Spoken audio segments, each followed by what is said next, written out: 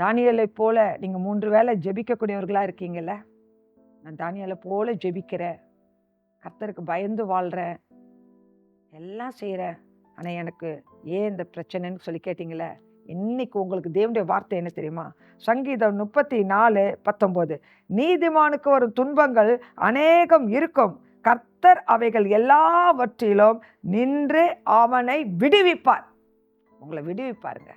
தானியேலுக்கு அவனுக்கு துக்கம் வந்துச்சுல்ல, துன்பம் வந்துச்சுல்ல, சிங்ககேபியில் தூக்கி போட்டாங்கல்ல, ஆனால் ஆண்டவர் விட்டாரா? விடலை.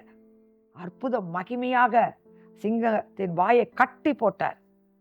தானியேலை பத்திரமாக மேலே வர செய்தார். உங்களையும் எல்லா தீங்குக்கும் விலக்கி காப்பார். நீங்களும் பத்திரமாக வெளியே வருவீங்க. இயேசுவின் நாமத்தினால விடுதலை உண்டு. பயப்படாதீங்க. கர்த்தர் உங்க முகத்தை வெட்கப்படுத்த மாட்டார். உங்க இருதயம் கலங்காது இருப்பதாக சந்தோஷத்தோடு உங்க வேலைகளை பாருங்க. தேவனை விசுவாசிங்க. தேவ மகிமையை காண்பீர்கள். கர்த்தர் உங்களை ஆசீர்வதிப்பாராக. ஆமென்.